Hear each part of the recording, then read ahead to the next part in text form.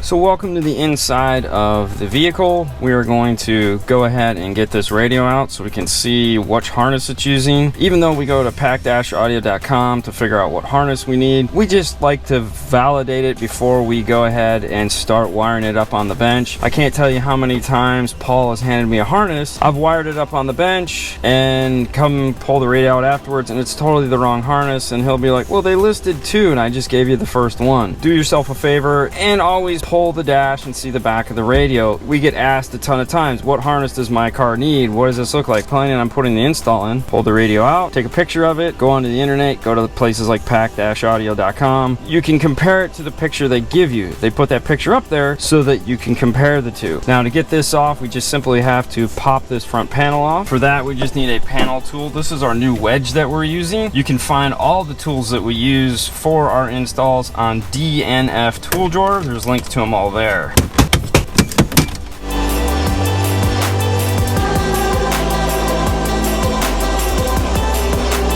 There's one plug that is removed. Now it is the airbag plug. Some vehicles, when you remove this, what you want to do is go ahead and pull this back out of whatever it's mounted into and plug it back in. It's not a bad practice to do because you don't know which cars need the airbags plugged in and which cars don't. So if you want to be safe, go ahead and plug it back in and you won't have to worry about it. I can tell you on a Ford, if we unplug this, turn the key on, it's going to show an airbag warning. If we plug this back in, turn the key on, it's going to erase that airbag warning, so it does have the ability to reset itself. But if you're worried, and rightly so, because nothing sucks more than at the end of the day an airbag light on, just go ahead and plug it back in. Now to get this radio out, we have 4 7mm screws.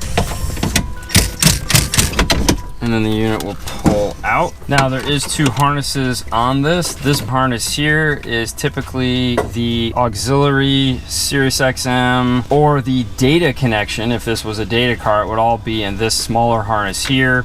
If there was a smaller harness that is half the size of this one, that would be your subwoofer harness. But in this case, this is the only one that we're worried about. And this harness is going to be your speakers, your power, your accessory, your illumination, as well as if it had steering wheel controls, they would also be in this harness. Now for this, we're going to use a BHA 5800. Always go ahead and grab the harness and check that the accessory wire is in the pin. Ford used this same harness for a very long time. They have versions of it that need data and some of them that don't need data. How you check that is to make sure there is a wire on the opposite side of the red wire. If there isn't one, you have a data card. So we can go ahead and plug that in here, and we can see in this top right hand corner next to the power there needs to be a wire, and in this case there's a green wire right there. We can also keep checking. Here is the power antenna wire, which is 3 over from the left. It does have a power antenna wire here, and then there is no outboard amplifier, so there is no wire attached on the opposite side of this blue-white. A helpful hint, if this car had steering wheel controls, the steering wheel control wires also in here next to these blue, orange, and red wires. It's not pinned in this harness. We can pull these out and pin them back into where the steering wheel control goes. In order to repin it, as you'll notice, there's this red inside here. This comes out, you can move the pin, move it where it needs to go, put the red piece back in, and you're all set. But now that we know we need this harness, we know which wires we have to hook on, join me on the bench as we start to wire up the radio. Customer went ahead and supplied us with this Sony radio. Go ahead and see what it has. First off, the model number is WX-920BT. Obviously, you're going to get some form of an owner's manual warranty card. It comes with a remote, the radio itself, the power plug, and a Bluetooth microphone. Now, anytime I unbox a radio, I want to grab the screws that I need to mount it, and then I go ahead and put the remote control and the owner's manual back in the box. Mainly that remote control, because those things are easily lost in the install bay or the garage or wherever it is you're doing your stereo. If you put it in the box until you're done, you know where it's at.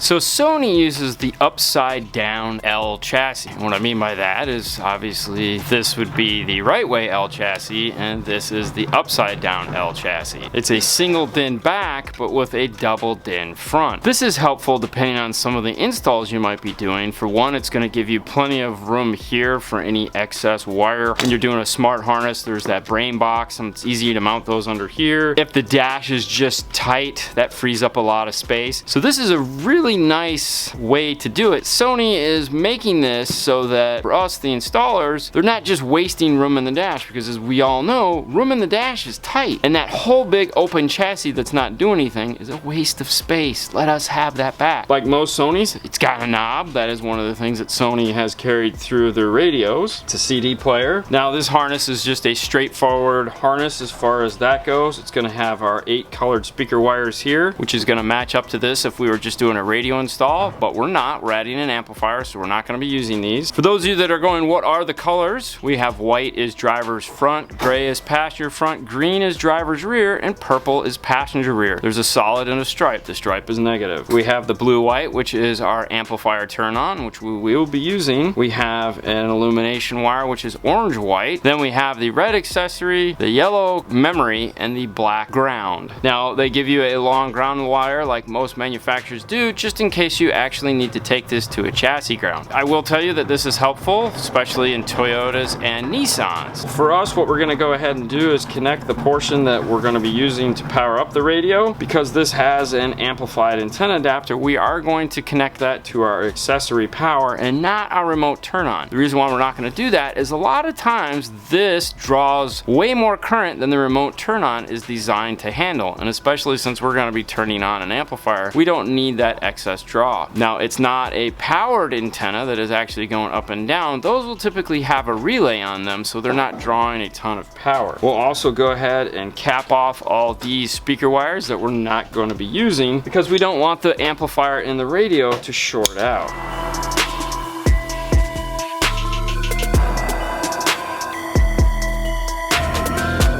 Now when we wire up our harnesses, what we like to do is kind of segregate out what is going where. So this is going to be for the feed from the amplifier to power up the speakers. So what we do is we take a remote turn on and loop it through our harness. You can see it right here where it's looping through. And what that does is that allows us to connect our speed wire that we're going to be using right to here and not have to branch off the remote turn on somewhere else. Just makes the installation just a little nicer.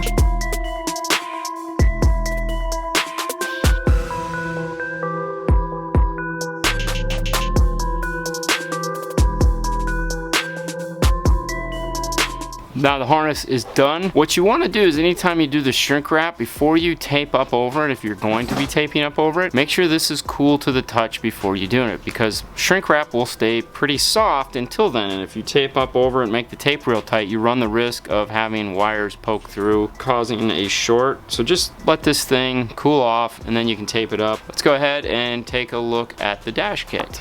So along with the radio, the customer went ahead and brought us the dash kit too. He's using a Metra 955812. This is one of the Metra kits I really like. And if you're using a Sony head unit that has that volume knob on it, this is the kit you want. The best kits countersinks in the radio, and it looks really good because it countersinks in the radio, adds a nice bezel. The problem is when you have that volume knob right here, it's too far in and you almost can't get your hands on it. But with this kit, it's flat across the front, so it keeps that volume knob out easy to get to.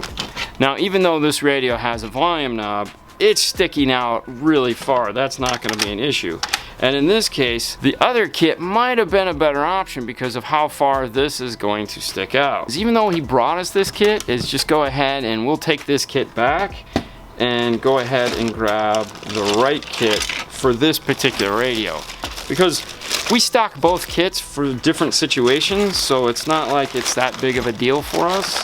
I would much rather have it look really nice in the dash than just because he brought us the kit. So this is the BK FMK 542. And as you can see, it's got this bevel to it here. So now when we put it on this kit, as you can see, it looks a lot better. It sinks it in there and it doesn't stick out as far as it did before. So for this particular Sony, this is gonna be a much nicer look in the dash. So let's get this guy put on. With most kits, they come with tons of little brackets here that you need to break off depending on what the factory radio looks like. In the Fords, the easiest thing to do is to just grab the factory radio and figure out out what brackets you need. There's two brackets here right next to one another, and those have to do with the depth.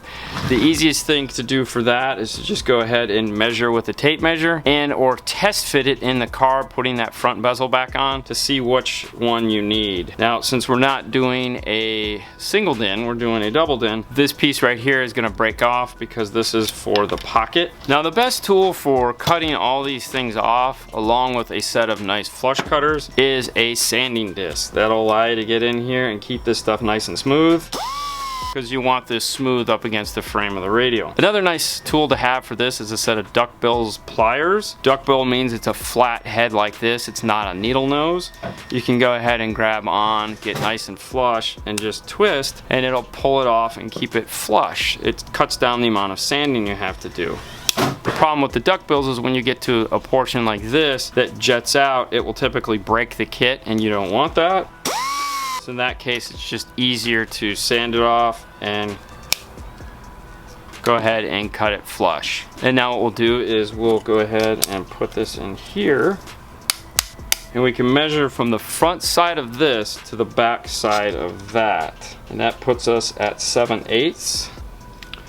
That's gonna put us at the back bracket here. So we'll go ahead and remove this front bracket, and then we'll repeat the process on the other side. Now we can go ahead and slide the radio in, get it lined up. Now the only mounting we're gonna get is on this top here, so make sure you go ahead and use both screws, front and back. Don't do just the one screw option like some people do. I'll see, we'll get the radio and it'll be loose, and there's like one screw here, one screw on the, yeah, no. Now another nice thing about the best kit is that it comes with a bag of screws. So we can get a screw here.